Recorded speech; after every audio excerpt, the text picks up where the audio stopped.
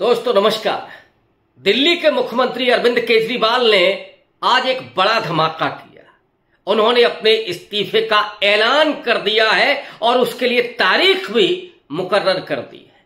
और वो तारीख क्या है जरा उसको बता दें। 17 सितंबर यानी परसों अरविंद केजरीवाल इस्तीफा देंगे और दिल्ली की गद्दी पर नया मुख्यमंत्री होगा। लेकिन ये तारीख क्यों महत्वपूर्ण है?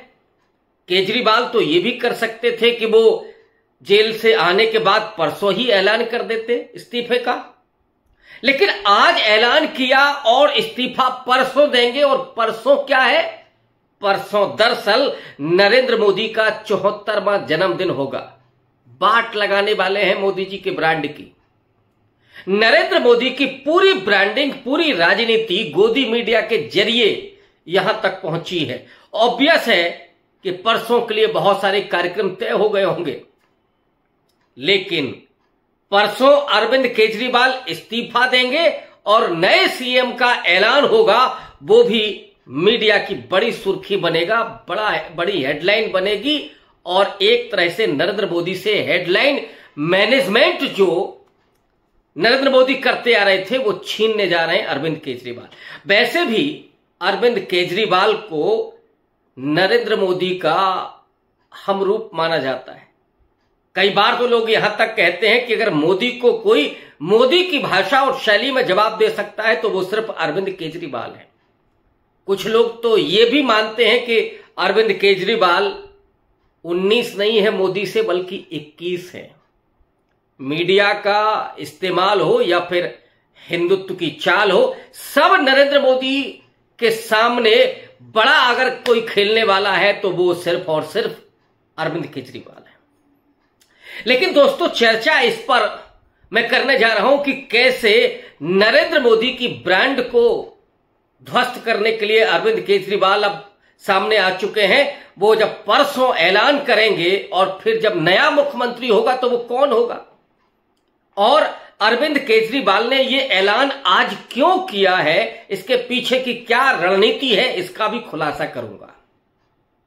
दरअसल अरविंद केजरीवाल नाम मात्र के मुख्यमंत्री हैं और जमानत जब उनको मिली तो और उन पर पाबंदी लगा दी गई कि न तो वो ऑफिस जा सकते हैं और न ही सिग्नेचर कर सकते हैं। तो इसका मतलब क्या है? तब तो वो जो लगाया जाता था ना खेतों में जानवरों को डराने के लिए, भगाने के लिए, वो बिजूका हो गए अरविंद केजरीवाल। तो जब आप पावर का इस्तेमाल ना कर सकें तो काहे के मुख्यमंत्री? लेकिन इसे एक राजनीतिक स्टंट बनाना केजरीवाल को आता है। केजरीवाल ने तब तक इस्तीफा नहीं दिया जब तक वो जेल में थे। बीजेपी लगातार उनके इस्तीफे की मांग करती रही, लेकिन केजरीवाल टस से मस नहीं हुए। गोदी मीडिया ने क्या क्या नहीं कर डाला कि साहब ये तो बड़ा अनफेयर है, ये कैसे संभव है, संविधान में इसकी कोई व्यवस्था नहीं है कि आप जेल से मुख्यमंत्री पद चलाएं। लेकिन तब केजरीवाल ने इस्तीफे का ऐलान नहीं किया। इस्तीफे का ऐलान कब किया? आज। और इस्तीफा कब देंगे? परसों।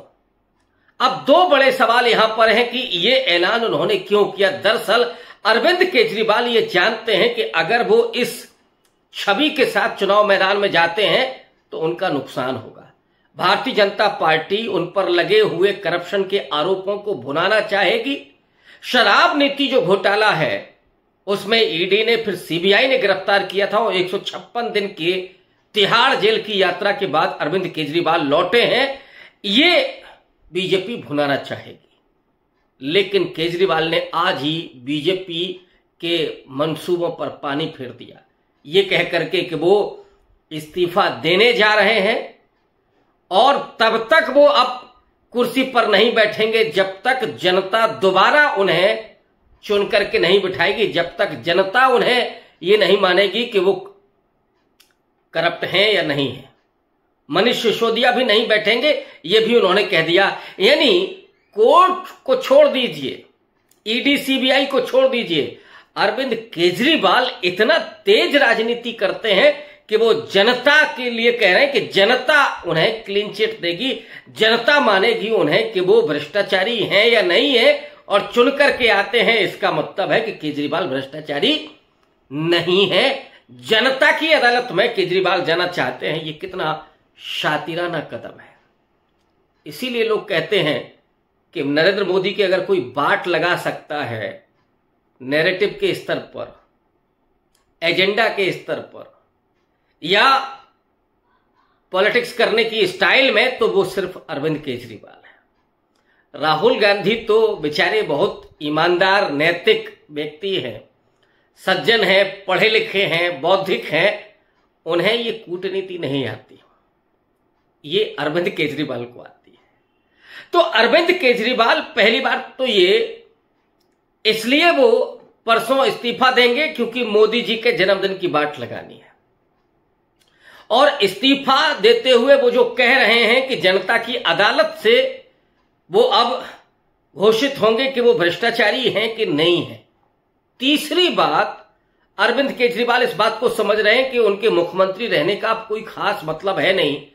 फरवरी में वैसे भी दिल्ली में चुनाव होने हैं, हो सकता है कि महाराष्ट्र के चुनाव के साथ नवंबर में दिल्ली का चुनाव हो जाए। ऐसे में अगर वो विधानसभा भंग करने के लिए कहते तो वो जनता की अदालत में जाते, फिर इस नेम प्लेट के साथ जाते कि वो तिहाड़ से अभी लौटे हैं और भ्रष्टाचार के आरोप हैं। तो दरअसल ये जो इमोशनल कार्ड खेला केजरीवाल ने कि नहीं मैं तो नैतिकता के आधार पर रिजाइन कर रहा हूं, वो जो आरोप लगे हैं अब जनता तय करेगी कि वो आरोप सही है कि नहीं है, तो एक इमोशनल कार्ड वो तो होना ही था। 2 महीने 6 महीने के बाद तो चुनाव होना ही था। ये एक इमोशनल कार्ड खेल दिया अरविंद केजरीवाल ने, एक बेहतरीन मास्टर स्ट्रोक खेल दिया। अब एक बड़ा सवाल यहां पर यह खड़ा है कि अरविंद केजरीवाल किसको मुख्यमंत्री चुनेंगे? क्या वो सुनीता केजरीवाल होंगी? क्या वो आतिशी होंगी? मनीष सिसोदिया होंगे? संजय सिंह होंगे? दरअसल ये सवाल इसलिए पूछा जा रहा है कि अन्ना आंदोलन से निकले अरविंद केजरीवाल ने अपने तमाम साथियों को निकाल फेंका और कुछ लोगों को इतना अपमानित किया कि वो निकल करके बाहर चले गए। जो डेमोक्रेटिक होने की बात लगातार कर रहे थे केजरीवाल, और आगे चल करके वही सुप्रीमो बन बैठे आम आदमी पार्टी के। पहले उनके साथ योगेंद्र यादव थे, आशुतोष थे, उनके साथ प्रशांत भूषण थे, कुमार विश्वास थे, और भी कई बड़े बड़े चेहरे थे, मेधा पाटकर जैसे एक्टिविस्ट उनके साथ थे। लेकिन ये सारे लोग आज उनसे दूर जा चुके हैं। केवल मनीष सिसोदिया और संजय सिंह बचे हैं उनके साथ, बाकी कुछ और नए लोग भी हैं। तो जो सुप्रीमो बने हैं अरविंद केजरीवाल, क्या वो संजय सिंह को मुख्यमंत्री बना सकते हैं?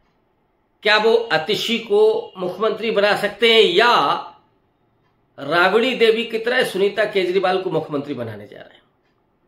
जैसे लालू प्रसाद यादव ने राबड़ी देवी को मुख्यमंत्री बनाया था पर जेल चले गए थे। हालांकि राबड़ी देवी और सुनीता केजरीवाल की तुलना नहीं की जा सकती है। सुनीता केजरीवाल खुद अब पब्लिक लाइफ में हैं, वो भी IFS थी, वहां से निकल करके आई हैं, पढ़ी लिखी हैं, और देश का संविधान ये कहता है कि कोई भी व्यक्ति चाहे पढ़ा लिखा हो, अनपढ़ हो, किसी भी धर्म जाति का हो, वो मुख्यमंत्री बन सकता है, उसको ये अधिकार है, बस वो भारत का नागरिक हो। तो सुनीता केजरीवाल को अगर अरविंद केजरीवाल मुख्यमंत्री बनाते हैं तो क्या उसका लाभ होगा, घाटा होगा? एक्चुअली सुप्रीमो जब से बन गए हैं केजरीवाल, तो किसी पर वो भरोसा नहीं कर सकते आसानी से। लेकिन संजय सिंह को भी नहीं बना सकते जैसा लगता है। संजय सिंह की स्थितियां कुछ और हैं। संजय सिंह की एक छवि है, और उस छवि के साथ अगर मुख्यमंत्री बनते हैं तो संजय सिंह कहीं ग्रो न कर जाए, ये भी डर होगा, क्योंकि किसी को तो नहीं उन्होंने बख्शा। तो मुख्यमंत्री कौन होगा? मनीष सिसोदिया तो नहीं होंगे। उन्होंने कहा कि मनीष सिसोदिया भी तब तक नहीं बैठेंगे कुर्सी पर जब तक जनता उन्हें क्लीन चिट नहीं देती है।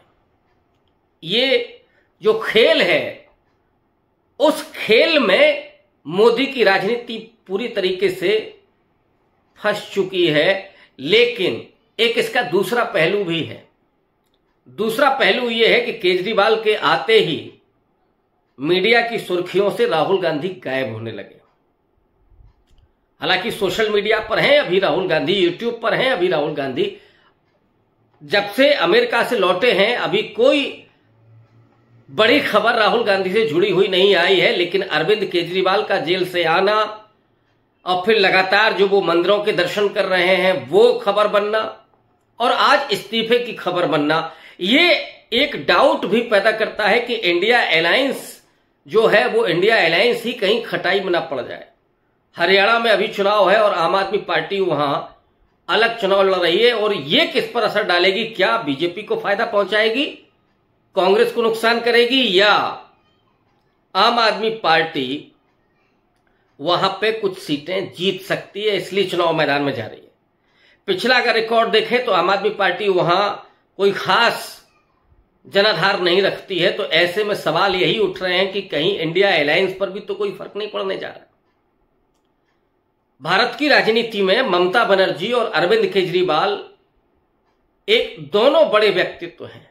खास करके नरेंद्र मोदी को सीधा दो टूक जवाब देने वाले, उनकी स्टाइल में राजनीति करने वाले, उसी तरह से आक्रामक और उसी तरह से सुप्रीमो कल्चर वाले।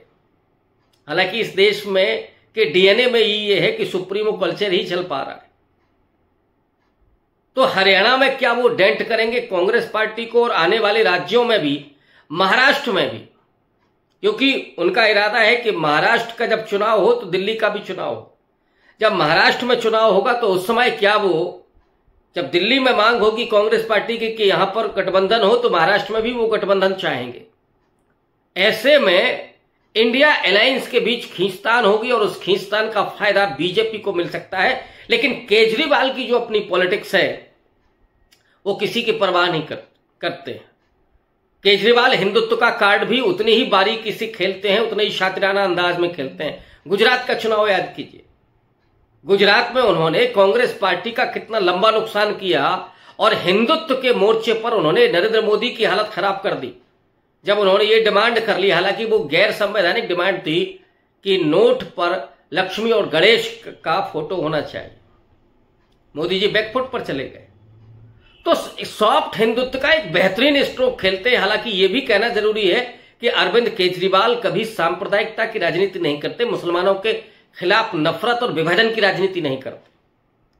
लेकिन वो हनुमान चालीसा पढ़ लेंगे, वो आरती उतार लेंगे, वो नोट पर लक्ष्मी और गणेश के चित्र की बात करने लगेंगे। ये उनको बखूबी आता है और कई बार तो नरेंद्र मोदी से ज्यादा शातिराना तरीके से वो खेलते हैं इस कार्ड को। इसलिए अरविंद केजरीवाल की चुनौती को सिर्फ नरेंद्र मोदी के लिए नहीं बल्कि कांग्रेस पार्टी के लिए भी देखा जा सकता है कि कांग्रेस पार्टी के लिए वो सहायक होंगे या कांग्रेस पार्टी को भी डेंट कर रहे होंगे। अरविंद केजरीवाल को अपनी पॉलिटिक्स से मतलब है, कांग्रेस का बेड़ा गर्क हो, बीजेपी का बेड़ा गर्क हो, उनको बहुत फर्क नहीं पड़ता। इंडिया अलायंस कितना मजबूत रहेगा उनको कोई फर्क नहीं पड़ता अगर उनकी पॉलिटिक्स बढ़ रही है तो, अगर उन्हें टेलीविजन पर जगह मिल रही है तो, अगर उन्हें उनकी राजनीति बढ़ रही है तो उनको कोई फर्क नहीं पड़ता। अब देखना यह है कि परसों जब नरेंद्र मोदी का जन्मदिन होगा उस दिन अरविंद केजरीवाल इस्तीफा का ऐलान जब करेंगे तो किसे नया मुख्यमंत्री बनाएंगे, इस पर नजर बनी रहेगी। बहुत शुक्रिया, धन्यवाद।